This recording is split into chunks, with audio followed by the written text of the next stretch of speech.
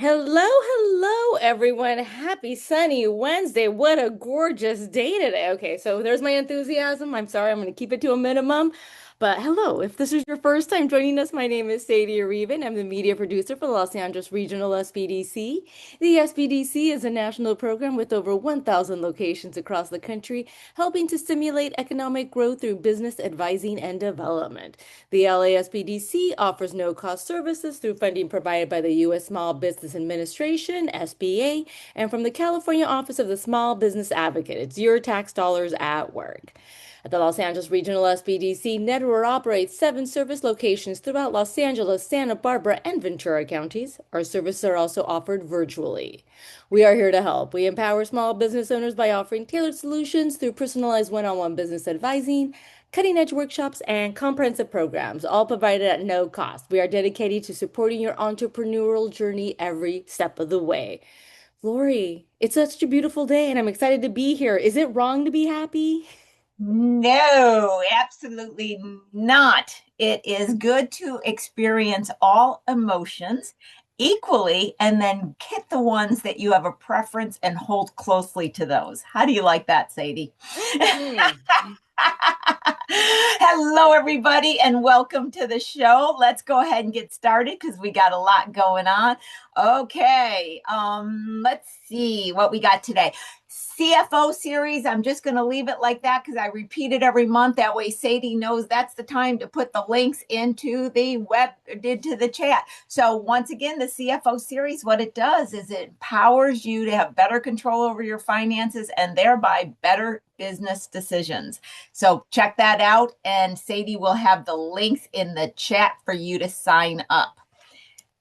Now, upcoming March, look at it. I got the whole March lineup. Okay, I'll just mention them really quickly here because we got a lot going on in March. So next week, Lynette's coming on from Leadership Longevity Lab. Interesting story. What I love is a lot of the people that are coming on, including today, I don't know the background story at all. So I am in the audience at the same time I'm doing the interview. March 11th, I've asked Jonathan Sosa to come on from Pro Audio Repair Tech. I've spoken to him several times. And what I find very interesting about what he's doing, because there's always some reason I want somebody to come on, is he has nailed the concept of how to be profitable, a small company, and offer services. So I really wanted him to share his story. Now, March 18th, I really wanted David to come on before the end of the year. He's been on the show several times. He is a gem. He talks about all kinds of investment opportunities. Retirement is what I'm speaking to for the small company. So whether it's a 401, a SEP, an IRA, whether you're an individual, whether you have employees, whether you're a corporation, goes across the gamut. And I can't say enough how important it is to have one of these types of programs set up within your structure, whatever it is. You know, I have to comment on this. So often people talk to me and say, weird things because they've been on social media. I'm going to set up this umbrella structure and it's going to go through here and it's going to save on taxes. I always have to say, first of all, you haven't made any money yet. So that's the great tax savings. I think I'd worry about making some money first. But that aside, I'm like, you know what is the best tax savings process, policy, what you want to call it? And they're on the edge. What? And I go, retirement accounts. They still rock. Okay. So he'll tell you all about that. And then Matthew's going to come on. He's a new guest. I'm going to learn. I guess he's got some restaurants in many different places. So learn about him as well. Okay, today's Lori's Corner, quick and to the point. I get a lot of questions on this, a lot of confusion. And unfortunately, I have a lot of people within the LA County area, LA City, and some of the surrounding areas that are getting nasty letters and fines because of this. So I want to just briefly discuss what is a business license. I like to explain it this way because you can get your head around it. So if years ago, you walked into a retail outlet, right? Anything. You saw a store, you saw a grocery store, you were in a clothing store. And I said to you, do you think they need a business license? You go, well, yeah, they do. It's always up in the window, etc. Well, this is that same concept. But what happened is as the internet came into play and people were sitting at their kitchen table, let me say selling on Etsy, to that lowest degree, just selling on Etsy, meaning not that it's not a good fundamental business model, just saying that it doesn't have a lot of interaction. There's no customers coming to the door, nothing. They're just selling online at their kitchen table. What happened is the jurisdictions, notice I said the word jurisdiction. So I'm not talking about state and federal. I'm talking about Pasadena, sometimes even North Pasadena versus South Pasadena, LA City, and what they consider to be their surrounding area, the jurisdiction. They choose whether or not a business license is required. Now, over the time period when they were losing out on tax revenue because people were working out of their home, many, not all, but many picked up on saying you have to have a business license for a home-based business, technically. Some changed the name to home occupation permit, such as Pasadena. Others, what they do is they just kept it the same. It's a business license. In the case of the Office of Finance, which is the LA area, they call it the BTRC. Now, some of them are a little bit more complicated to sign up for because they require the landlord, or if you're the landlord, someone to sign on the document, such as the Pasadena one. Now, some of them, what they'll do is they'll say, if you're engaging in any business, that's where the Etsy comes in. If you're engaging in any business within their limits, you have to have a business license. Where do they get the address to know if you're engaging? Well, if you're a sole prop, this could come off your tax returns. If you're registered with the Secretary of State, LLC, anything, the address you put on that articles of organization or articles of incorporation is the address that puts you in that jurisdiction. That gives you the physical address. This is why it's so important to consider that address. Many are using LegalZoom's address or something, but that puts you in that address as being where you are officially operating, which can create all kinds of dilemmas. Business license, or in the case when some people were affected by the fires, that SBA has to make sure the company's within that area. And if it has an address in another area, it can be challenging, if not a denial. So that address is very important. Now, another thing to add to this complexity is, say I'm in Pasadena, I'm working out of my home, but then I'm doing some kind of pop-up or something in another area. That area may require a business license for me to be engaging in business, even if it's just temporary because I'm entering into that jurisdiction.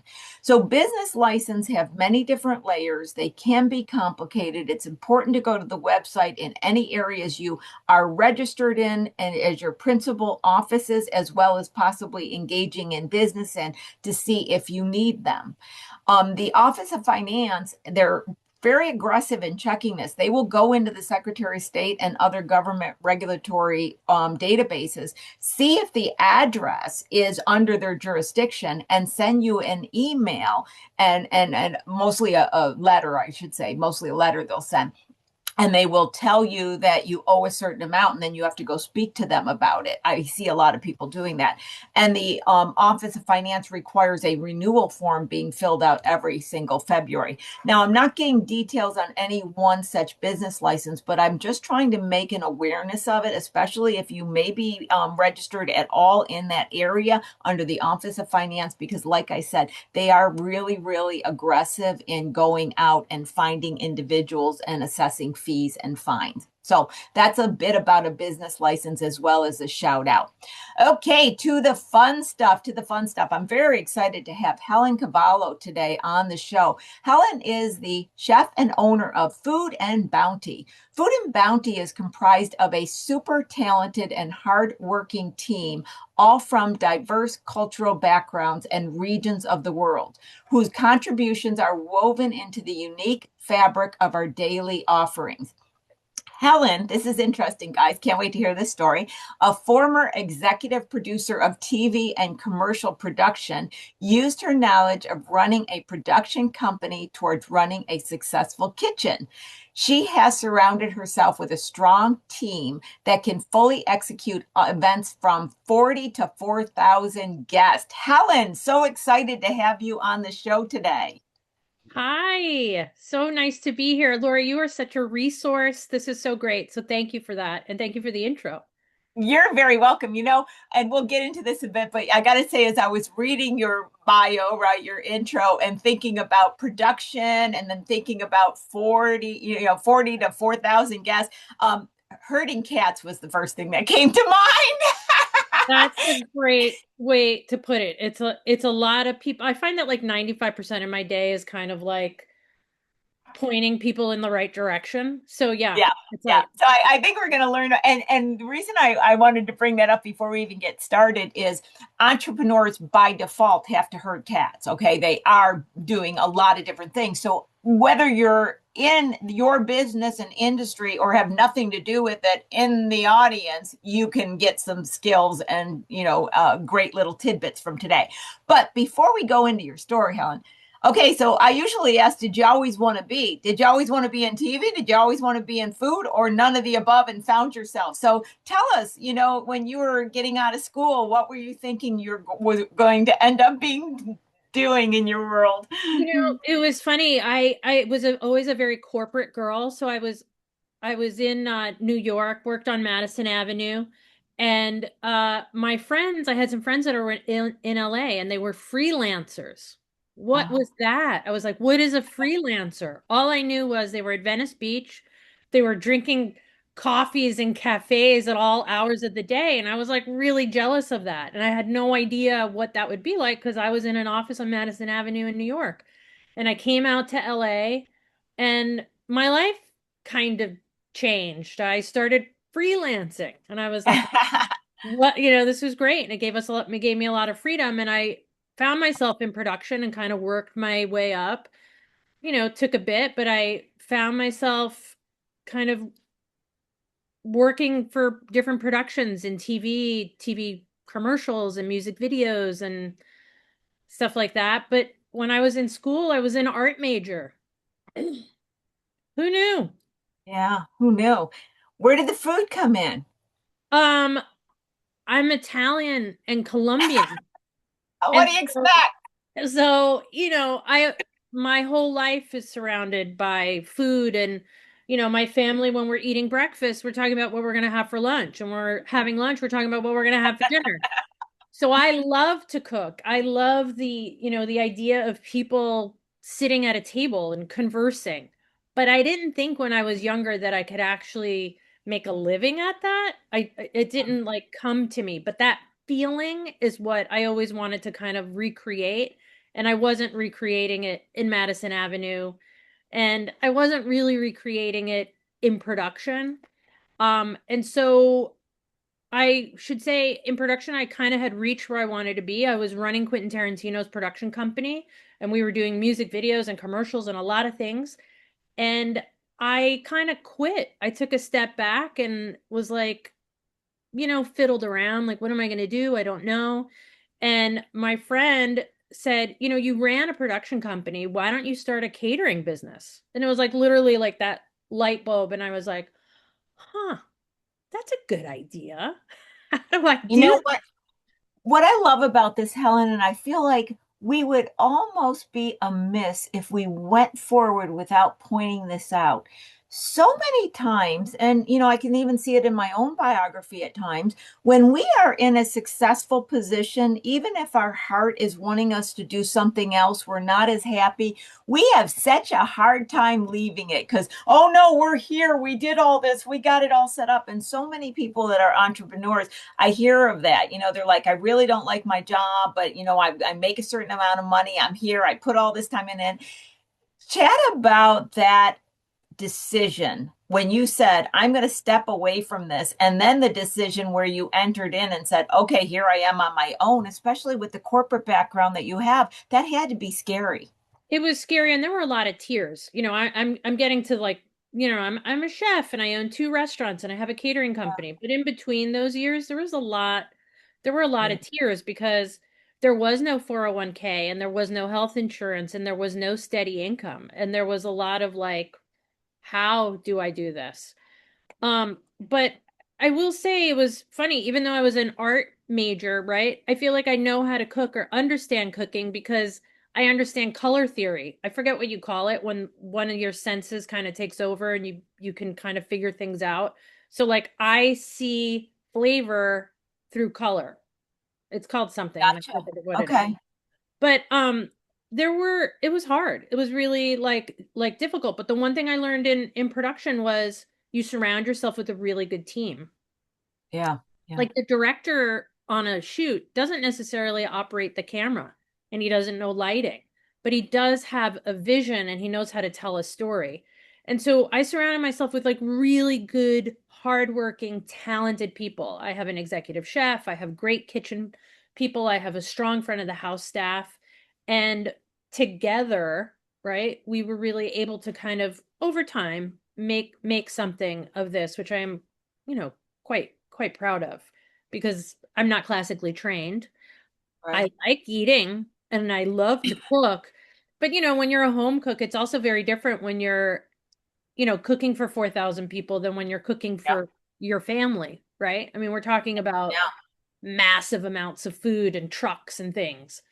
Um, so it takes a while to kind of figure out the math. You're talking about business license. It's like, you know, when we first opened our restaurant, I got a POS system and we were so excited that we connected it, we got it going on, but I forgot to put change in the register. So our first sale, guy handed us a 20 and we were like, "Oh, that's the thing that Yeah, you kind of, you learn. You learn you do. along the way." So, You, yeah. you know, another comment that I'd like to state, having a lot of people on the show is, and it's a good thing for both sides to hear, and I'll tell you what I'm saying. I have had more and more individuals, I'm going to say they're older, and I don't have an age to that. I mean, they have been in other industries, they have worked in corporate America versus someone just out of high school, right? Or out of college, right? And a lot of the entrepreneurs today are being said, okay, just get a entrepreneur, start your company the minute you leave school. I'm not saying either is right or wrong, but I do believe there's something to be gained by learning on other people's time, getting a paycheck while you learn. And your story makes me think of that because you've developed all these skills and experiences that you could bring to your company that I have to believe, and correct me if I'm wrong, pushed you a little bit forward faster because you had that level of experience. Oh, for sure. I mean, I had that level of experience that I was able to like pull from, what I learned in school and what I learned in production. But, you just kind of, it's true. People say fake it till you make it. And, the other great piece of advice I got from somebody was just say yes. Yeah. Whatever the opportunity is, say yes. And I'd be like, well, I don't know that I want to do that. And they were like, see what it's like, say yes. You don't have to marry the idea. You don't, just say yes. If you don't like it, move on to the next thing. So I really adapted that, like, okay, I'm going to say yes to whatever this project is, or say yes to this opportunity, or to this introduction, or to this, because it's so true. You never know where it's going to land you. And, Michael on our chat just said that the word I was looking for is synesthesia is when Ah, you're, so yes, thank you for that. It's like when you're using one sense to kind of work on another. Yes, that. thank you, Michael. He's one of our regulars in the audience. Awesome. Another thing that you just said, I love what you said about say yes to opportunity. And the secondary part that I think made that full of such wisdom is you don't have to stay married to the idea. So, Sadie, capture that in the chat. I think that's a takeaway because so many people, I think, don't say yes to things because they're already playing it out in their head. Well, in 5 years, in 10 years, and they don't even realize they're doing it when they don't know if that yes might open a door and then they go another direction. So I love the way you put it. Say yes, and then you don't have to So be married true. to the idea. I love So, that. so true. So, where I'd like to go now is let's get into tell us about the restaurants. Are these physical locations? Bring us into your world and then let's dissect it and learn the story behind it. Okay, so I have two physical locations and they're inside movie studios. I'm inside, they're both in Los Angeles. So I am in Sunset Gower Studios, which is the original Columbia Pictures. The studio's over 100 years old. And then I'm in Raleigh Studios, which if people are familiar with LA, it's right on Melrose and right across from Paramount. It's another very old studio, different landlords. I've kind of found myself in studios, not something I thought I would do. They're both brick and mortars. Um, And I service basically the lot. So the guests that come and we serve breakfast and lunch every day. And then also we do catering. So a big part of my business is catering. And the catering that we do is like private catering away from my locations. So we'll do movie premieres or weddings, bar mitzvahs, bat mitzvahs, celebrations, brand launches. And that's proven to be really successful and really great. Although I will say it's a lot of hauling things. It's a lot of physical work. Yeah. But yeah, Yeah. that's what we do. You know what I love about your business model, because my background always makes me analyze the business model and I'm thinking the profitability and all this, right? I love a couple things about this. First of all, we can't go without saying if you hadn't been in production, you probably wouldn't be where you are, which is going to feed into, no pun intended, on what I love. Your location has a steady customer coming through that automatically wants to get some food because they're there to work and here is this place to eat. But you're not just streamlined in that existence. Then you have the catering to the same type of customer who sees you there. Then you've got the caterings to the customer outside of that area. And then you probably are getting the referrals too from the people who are coming to the restaurant because you're doing the parties for the individuals within the movie theater. So you have, or studio. So you have all of these other avenues of not only revenue generation doing the same thing, but a customer base that is expandable and into other areas. So you're going to tell me you knew that right from the beginning. That was your brilliant strategy, right? Yeah, like I I said, I couldn't even forgotten. I didn't know about the POS system. So no, there was a lot of learning that happened along the way. And I mean, I kind of, we all know that COVID really kind of changed like the way we consume food and how deliveries and third-party apps and even the way we shop, like everything has really changed. And so um I just kind of had this thought about like I can't be upset that people aren't dining in the way they used to. I have to be able to adapt and bring the party to you or bring the food to you. So that was something that we really kind of focused on about changing our business model, right? Like we still have like regular customers that come in or an ever-changing group of people that are coming in because they're working on different shows.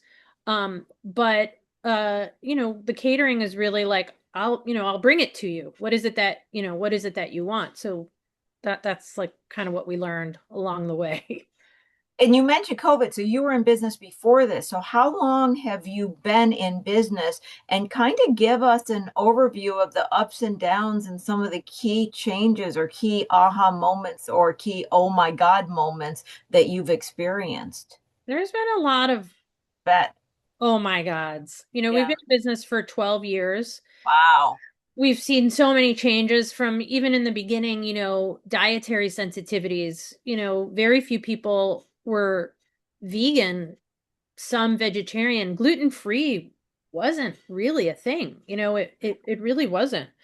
And so, these changes over the past 12 years, we've seen that. We cook now for a variety of people and the sensitivities that they have. But COVID for everybody just really, I was like, oh my, we were shut for 8 months. But what we Wow. did with well, the cafe was shut, but what we did was we pivoted. That word came out of COVID, right? Yep, yep, it Um, did. we had a lot of corporate clients who were like, hey, we want a happy hour, but we're going to ship everything. So one of the classes I took in college was like a packaging class, which I really loved. And so all of a sudden that came into my life and I was like, yeah, sure, we can ship, you know, appetizers and we can ship things to you. Or the people were like, hey, we want to do a day of wellness virtually. I was Wow. like, yes, we can do that. So I became a fulfillment house. It was like sending, you know, face masks and creams and candles and things like that. And I was like, okay, we're just going to procure these things and we're going to ship them. And we were shipping around the world and around the country. Um, and that's kind of how we kept afloat with a smaller staff. And we got that going. And then there's the writer strike that happened here in so, and then there were the fires, and I was on a panel recently, and they had like LA Film, and they had a lot of people on, and they asked me to be a panelist, and they said, how have the fires impacted you? And I said, fires? I'm still digging out of COVID. Like, Yeah, you're so, so and true. people had metrics and charts and graphs, and I said, these are my metrics. In 2019, we have a 6-story parking lot. And it was so full, the parking lot always, that they had valet on the top floor because there was nowhere to park. And since then, I can throw a frisbee from one end to another and I won't hit one car. And that's Mm. been since COVID. So the industry has really, really changed. And, I'm glad we kind of figured out we'll bring the party to you because it's not as robust. Film business is not as robust as it was. Sadly, a lot of people are out of work.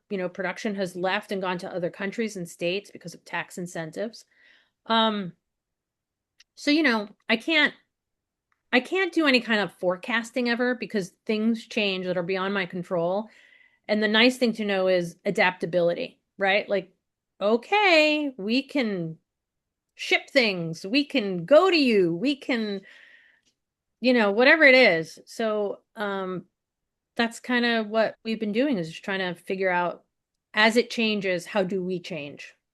Yeah, adaptability is so important. And one thing I thought of when you were speaking, and I've said this repeatedly, I was also, and I think we talked about this briefly, I was involved heavily in all the SBA loans through COVID, through the fires, through all of it, right? I was the top expert on that at the SBDC. And the only reason I'm bringing that up is I have obviously a huge exposure to the financials of companies. And I said at the time, and I still say, the impact from COVID, although most people think it's over and it's done, don't need to talk about it, it's still hitting. And when it was happening, there were the loans. And so people were able to stay afloat for a period of time. When that money drew out, it just doesn't mean that the customers just rushed to the front of the doors. And so I feel as though the impact of COVID, like you said, is still being felt and the others are added onto that. So I think that is definitely worth mentioning. I will say SBA has been such a blessing. Like to recognize small businesses like mine, to recognize the restaurant industry, and to help in the way that they did was like, it kept us going. I still was able to pay my employees even though we were closed. I wasn't, I paid them a portion because I felt such a tremendous responsibility of what's everybody going to do? Like, what are they going to do? So through these loans, thank you. Amazing. So it was a blessing. It was a curse and a blessing kind of at the same time that we were able to kind of go forward and that I had the ability to even think about like, okay, I could pay these folks and we can kind of keep going a little bit, but I can also try to pivot and do something else. So, Absolutely. Yeah, the restaurant revitalization. I was on that one quite a bit with a lot of different restaurants. Okay, here's something that I get the sense of. Let's see if I can ask this question okay. correctly, because I've got the sense of something when you're speaking. Okay. I loved your, as you're saying, pivot idea. And you used the example by shipping with a candle and mask and becoming a fulfillment center. Now, once again, I'm quite impressed by what I'm hearing from you because although, yes, it was a beautiful pivot from an operational and finance, I always am pulling on the finance and profitability. It wasn't like you suddenly went down a total different road that was going to be cost prohibited and have to be investment. You used the core capabilities of the company, cooking, making food, packaging, and then added a candle and added, whatever else you added to make it able to be sold and probably sold at a little higher price because you Yeah. changed the value proposition of it, if I wanted to use technical terms. Too often, companies think pivoting is going down this pathway and then they're throwing marketing dollars here, operations here, and they end up more tired and more broke. But you seem to have this ability to, and this is the sense I'm getting, Helen, there's a financial undertone just because my mind sees pictures of numbers immediately when I hear things from being a CFO for decades upon decades, that your decisions were financially wise. I know to some degree, I can just tell by what you're saying. Are you monitoring things? Are you good with you got to be good with your finances. You have to be. I'm not even going to say, are you? Helen, you must look at everything from a financial perspective before you do it. That's the way I want to word it. Talk to us about this. I will say, back to my days of production and surrounding yourself with like really good people. My first hire was a bookkeeper because I knew there was no way that I was going to be able to embark on this thing that I didn't even really know what it was going to be, but I knew it was going to take everything. And it was really important for me that people got paid, that accounts were set up, and that everything was going to happen on time in a way that made my business kind of more streamlined. So I have a great, she was a bookkeeper, but now she's my controller. Okay. So I knew that before I had a chef and before I did anything, I needed to make sure that my finances were going to be okay. And I'm terrible at it. I could have money in the bank and I won't pay something, not because I won't pay it, because I'll forget. I'm really bad at that. So I have somebody who keeps me, right and tight. Um, Yeah. I and could tell because even in the limited conversation I had with you on the phone, I have to say I hung up the phone with you and I thought she knows what the hell she's doing. You just from the question I did from the questions you were asked, and I'm being confirmed by it today. And so thank you for saying that you got everything in order immediately. And I can imagine that with this individual engaged from the beginning, they're looking at the profit saying, Helen, no, we can't be doing this. It's not working well. Or Helen, this is, because I can tell absolutely that you have that together. yeah, there's definitely Yeah, knowing like profit and loss and like where are we and how is this working yeah. and what can we do better and labor costs and food costs. And Michael's asking, what's the difference between an accountant and a controller? And I mean, you know, Lori can answer this better, but a controller, I think, just has the overview, like a CFO, of exactly all the nitty gritty of what's happening. And an accountant, maybe just is on per project basis or something, I think. Yep. And it's a good question. I actually talk about this a lot in a webinar I do so people Great. understand these different titles because it's so important because I call it today people don't stay in their own lane and you hire someone thinking they're doing something and they're actually not. So accountant, and that is kind of a term that's used almost in a generic. It could be a accountant like a CPA doing your taxes. But the difference between when I would say accountant, which some people call bookkeeper, accountant, that word doesn't even have the meaning anymore because people use it in so many scenarios. But the controller takes all the internal reports, reviews them to make sure that the data is entered correctly. So they're like taking all of the little pieces of data that somebody may be Yeah. doing, or Yeah. QuickBooks is, and they're looking at the numbers and making sure there's no mistakes and everything is clearly, they see the big picture by having all the forms together. So good question. While we're on the big picture, let's go into, I'm going to use just two words, but I'm saying the same thing: infrastructure, operations. Obviously, your scalability from 40 to 4,000 is a operational nightmare to some degree, but you are doing it successfully. So you've got the infrastructure and the operations to support that. Tell us a little bit about it and give us a progression of how you got there. I'm sure there was incidences where you did not have that at the beginning and learned, just like every process in the world. It evolves to perfection from imperfection is what I've noticed over time. But educate us on your processes and infrastructure and your expandability and staff, et cetera. I think it's well it's since it's grown to 6,000. So I think that's our biggest, actually 6,500 was our biggest event to date. But again, surrounding yourself with really good people, like uh and giving those people the ability to kind of run with it, right? So using their skill set. And I put like captains in place for different sections of whatever might be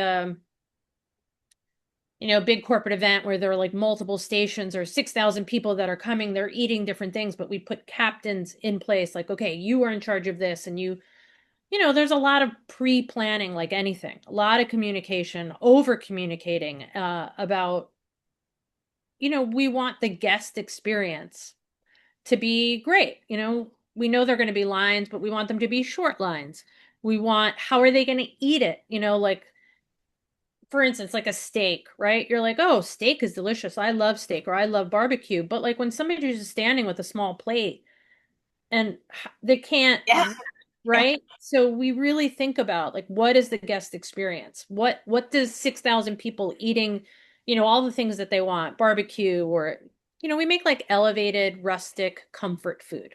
Things that evoke feeling, right? Like, oh my God, my grandmother used to make this, or my mom makes the best pasta, or whatever, right? So we do things like that, but we do it in a way that 6,000 people or 40 people will be able to manage it and enjoy it without it being like a struggle. So there's a lot of things that, go into thinking. I think my task all the time is what is the guest experience? What is that going to look like? How are they going to go to the line, order? How is it going to be easy? Let's say it's a taco. Are there toppings all over the place that holds up the line? So, we really try to make things really streamlined and easy so that people can move through easily and enjoy and go on to the next thing. So, Gotcha. So, and I love the guest experience because you're creating this ease within the consumer, the customer. But I gotta believe internally within the company, it's quite a process to create that on the outside. And I'll tell you what I mean by this. You've got vendors too. You've got, employees, you've got the staff, you've got vendors. Just by default, things are going to fall through the cracks on them, but not on your world if you process it well. So I have a feeling that you're being humble about the precision you have internally by not even recognizing it, because it can be. I've seen cater companies and I've seen people with a lot of emails, and then this person doesn't know, but everybody's copied in on this, and cover your what with too many people on the email chain. I know these are sounding like simple little things, Helen, but I've been a CFO in 20-30 million dollar companies where I came into turnaround. And do you know, one of my most successful ones in getting it organized was making it where people couldn't email everybody in the company about everything. So there's these simple things that when the leader of the company structures communication properly, things flow. Can you give us a couple little your insight tidbits that the guests can maybe come away from going, wow, that's a good point? I mean, over communicate, right? Like I'll give you this. This comes to mind right now when I was in production and it was film, not tape, right? It was like, okay, you're getting ready, trucks are showing up and all that. And I remember this one time I said, and we have the film, right? And everybody looked at me and I could tell they said, shoot, we do not have the film. And I just kind of looked at them and it was like, how could this have happened?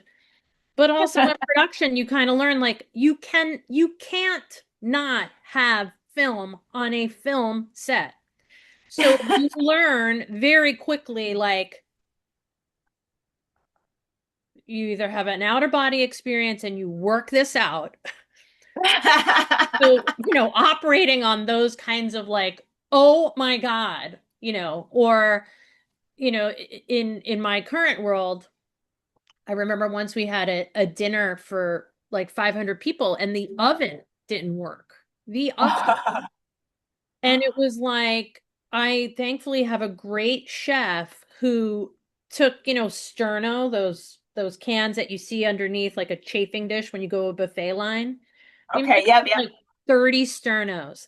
He lit them all, stuck them in an aluminum box where we were holding food. Just it was like campfire. That thing was burning. It was so hot. We threw everything in there without an oven and it was a success. But you have to be really quick on your feet. You have to adapt. And there are a lot of these, oh my God, Yeah. my life is over, but failure is not an option. So keep going. Yeah, absolutely. I love that.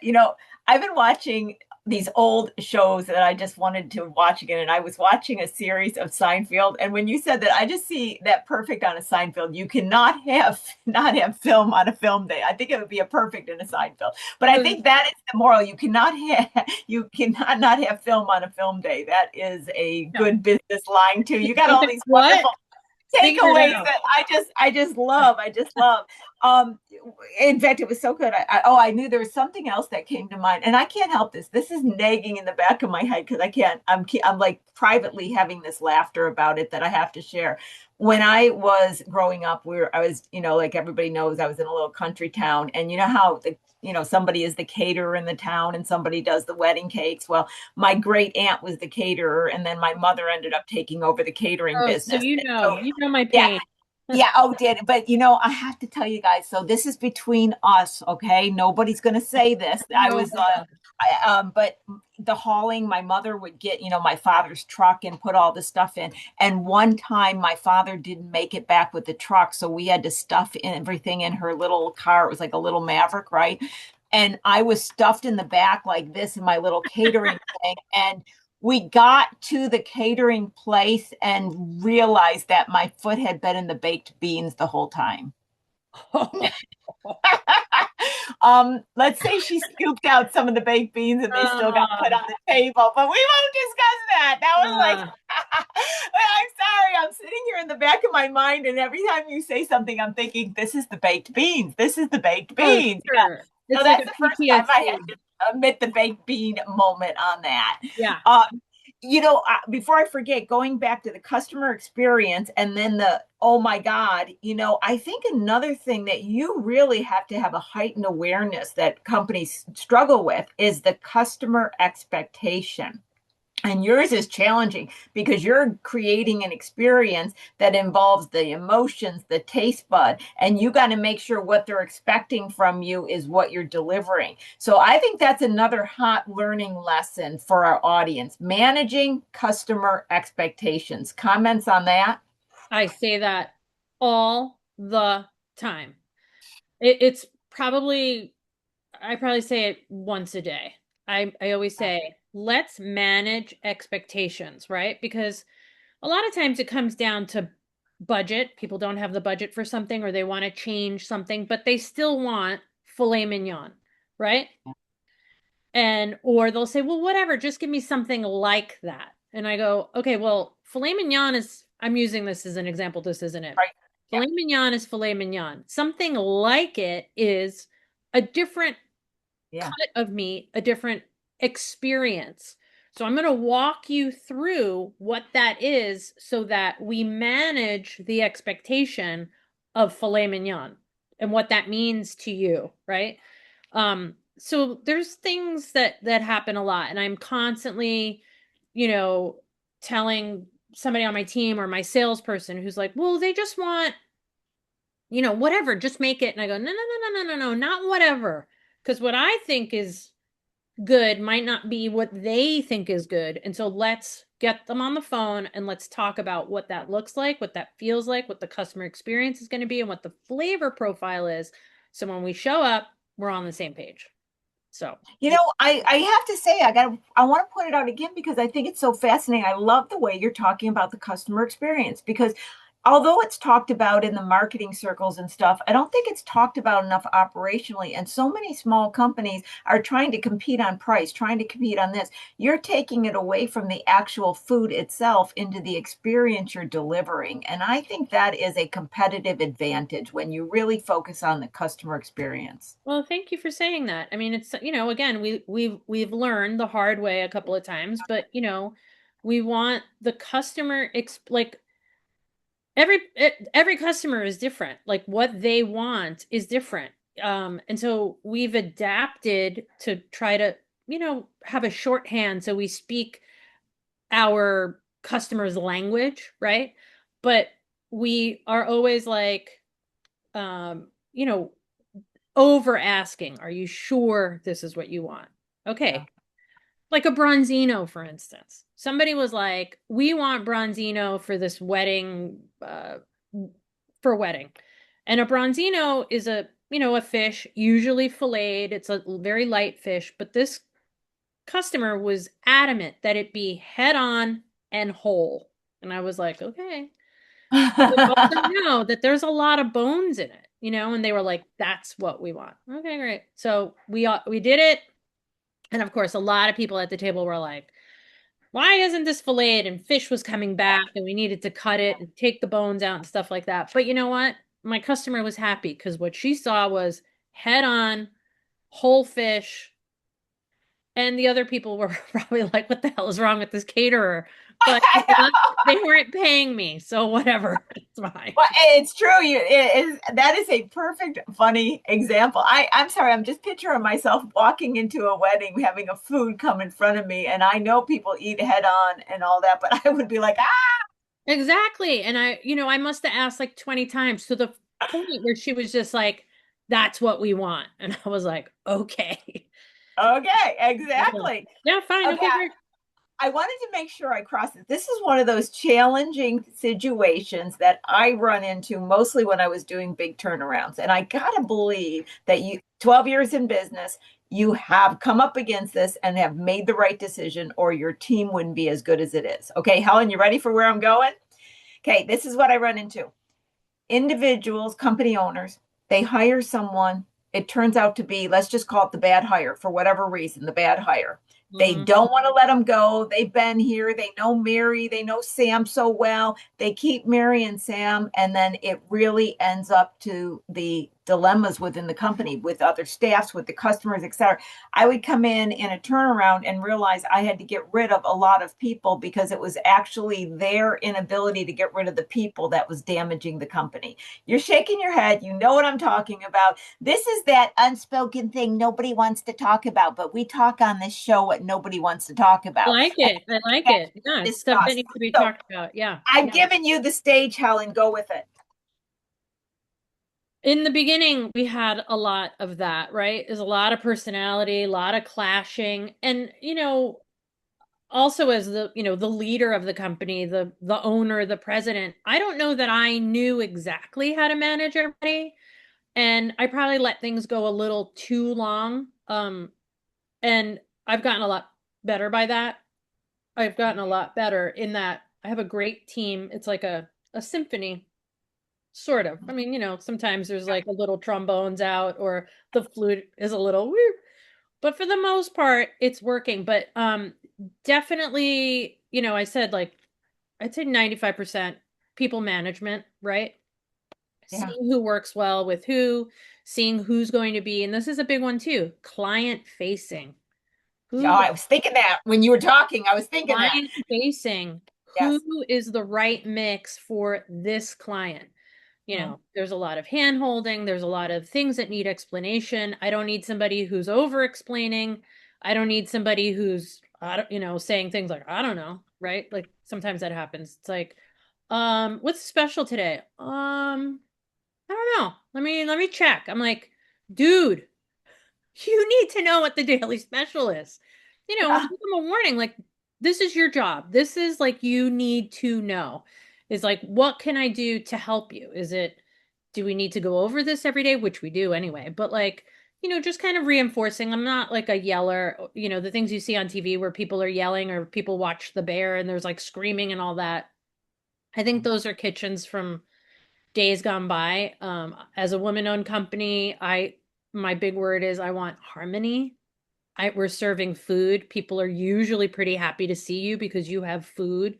Usually food evokes a good memory or a good, so it's like I want nice and easy and breezy kind of so but yeah, I've let things go on too long. But usually, when people are kind of jerks, they kind of work themselves out of a job, sort of. But I should have, earlier on in my let some people kind of go, and now we have a really good team.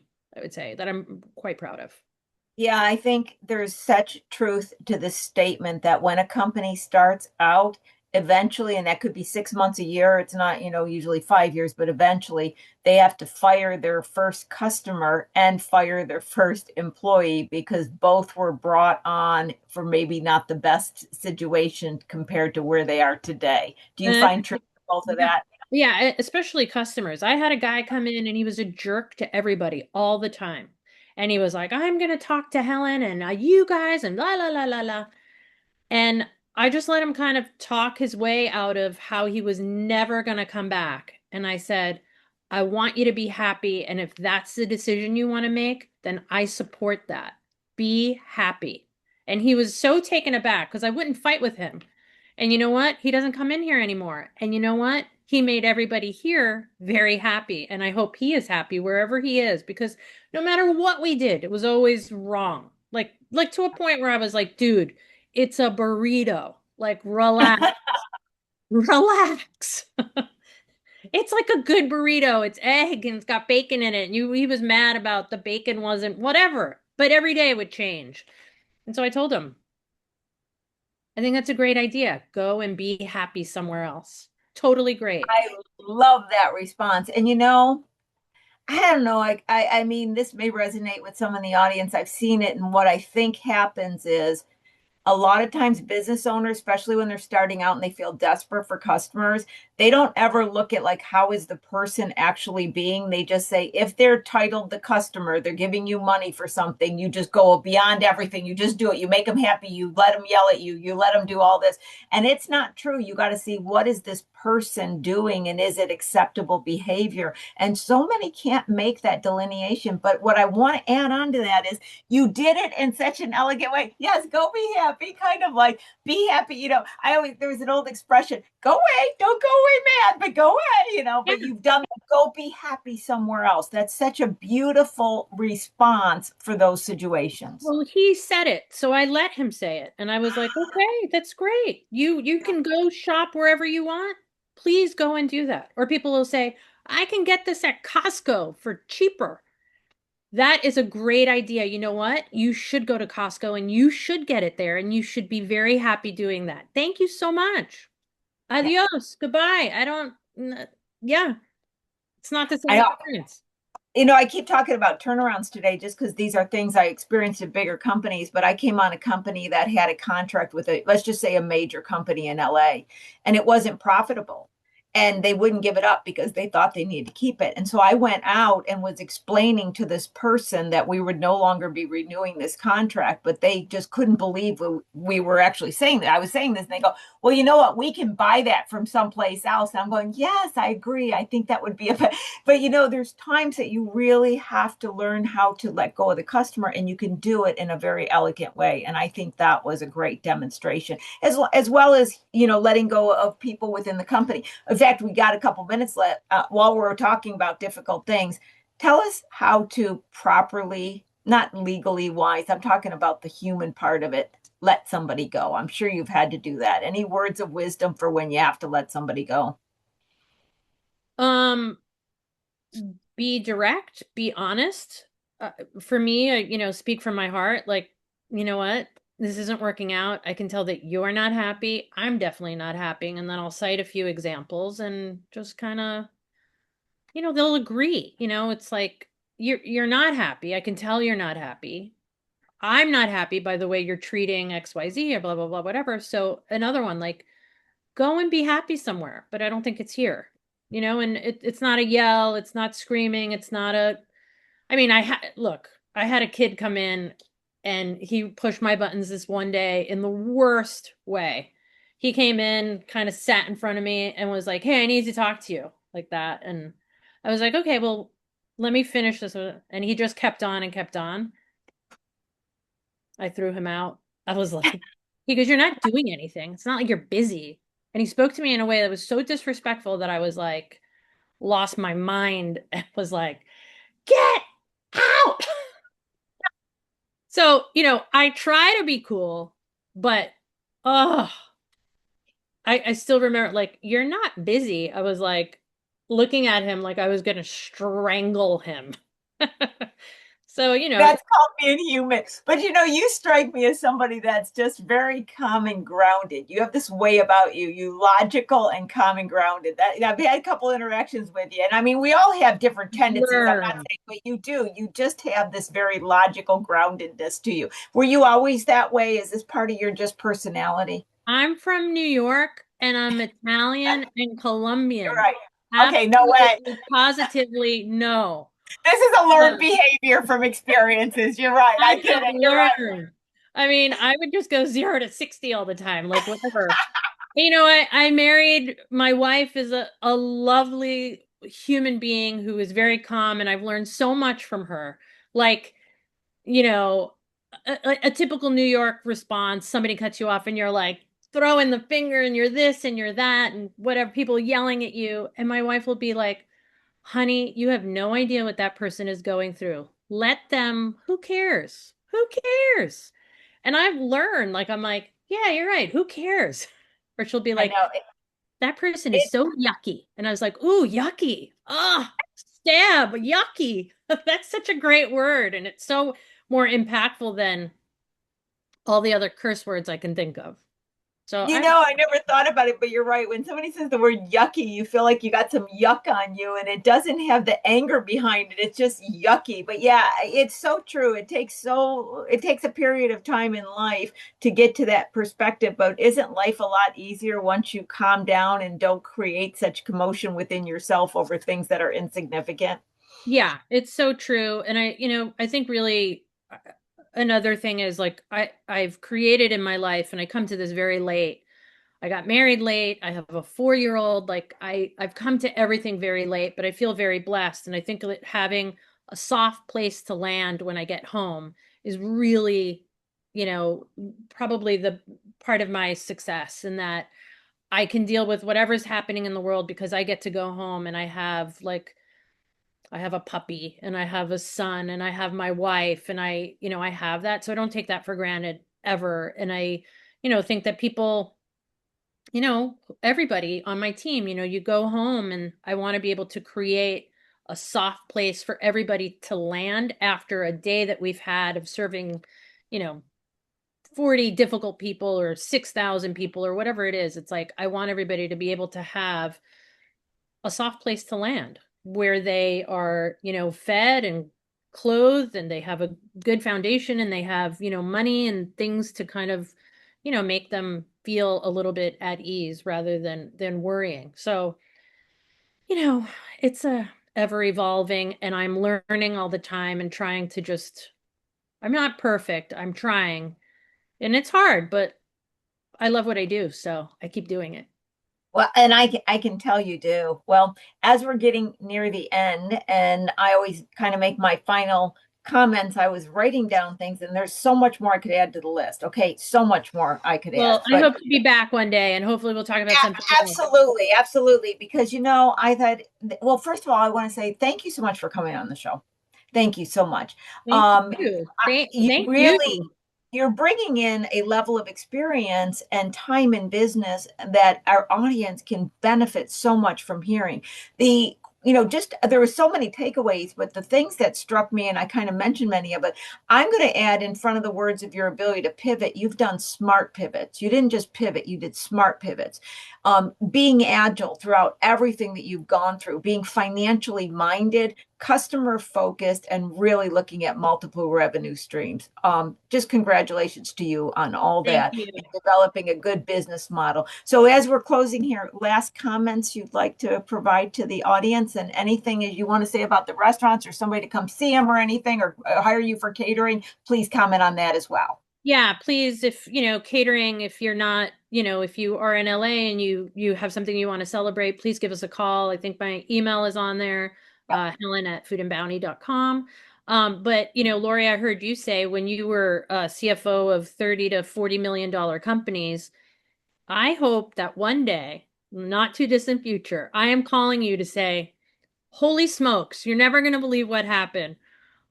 I have grown this much. Help me. What do I do? because I I'm really totally think in. I would love you to be your are. CFO. Yeah, I'm totally in. You call me and I'll be here. I come. I'm ready. Yeah, I have to say the SBA, there are so many resources out there that, had COVID not happened, right, I wouldn't have known about. And I think it was really great in the way that they were able to get to people and help people. And so you are an invaluable resource. Thank you so much for what you do all the time. And your enthusiasm is infectious. So thank you. And Sadie for, keeping us right and tight, thank you. It was really great. And this was a lovely hour that went by so quickly. And I hope, if there's any takeaways, I hope it helped people. Nothing is perfect. Just don't take no for an answer and keep plugging away. That's it. That's wonderful. And I love so many of the expressions, even like soft landing place. I mean, I love that expression because it doesn't define what it is. It's what it is for each person. You've had so many great expressions that I'm going to possibly use after this. So thank you. So Sadie, I'm going to bring you back on. Wasn't this another fascinating experience and interview? Helen just had me dead. She had me in the beginning, but when she went with the burrito story, I was like, oh, she my And the girl. She my burrito. girl. Yeah, come in for a burrito. You guys are all welcome. Come in, be my guest. Be happy to see everybody. Oh my God, this was just too much fun. Okay, guys, Sadie is going to stay around for a while after I and Helen leave. That way you get Helen's information out of the chat. And Helen, take a look. Look at you. They're loving you. They're loving you. Yeah, love Look you at guys. that. Thank you so much. Good luck with everybody on your journey. It's really wonderful. And I'll be tuning in as you have other guests on. And, again, one of these days I'll see you on here again with something else, hopefully new and exciting. Absolutely will. You'll definitely be back. So, with that, guys, I'm going to end it for today. Thank you for watching Small Biz Talk with your host, Lori Williams, and I will see everybody next week. Bye, Helen. Thank you Thank again. you. Bye, guys. Thank you. Bye, Take care. everybody. Hi. Bye. Oh my God, guys, that was an amazing session. I'm not gonna kid. I think we got to give awards out for like the best guest that has me rolling because Helen officially won it today. Thank you. You're the best, Helen, the best. Bye. Take Bye. care. Alrighty, guys. So you know the drill. I'm gonna hang on afterwards so we keep the chat open. I put in Helen's contact info. Hey, take her up on that burrito offer. I might if we're in the LA area, right? Make it a day. You go to Griffith Park, go by the studios, do a little studio tour. She also said many wonderful things about the SBDC. Well, we'll say the SBA, but the SBDC is the technical resource partner of the SBA. So if you're not a client of the SBDC, please sign up. We will inform you about SBDC programs in your local community offered by the state, the city, the counties. Like we are in the mix everywhere. So please sign up. Let me put that information in there again for you just in case. We have many service centers in the Los Angeles area. We also do sessions virtually, kind of like this. So imagine having your version of Lori, right? Your own Lori. You're doing a session with her because you need to know about permits. You need to know about health code requirements. We have health business advisors for everything. So I'm going to leave this up here. I know that Lori, top of the hour, also gave you some dealing with your licenses and things like that. So I put that in there. I know, don't we have the best time in here? This is the best way to like kick off your Wednesday morning. We get inspired and motivated here. So let me know if you need anything. I'm going to hang out for a few. As you know, I go on mute, but I am here so you guys can grab everything and have an amazing day.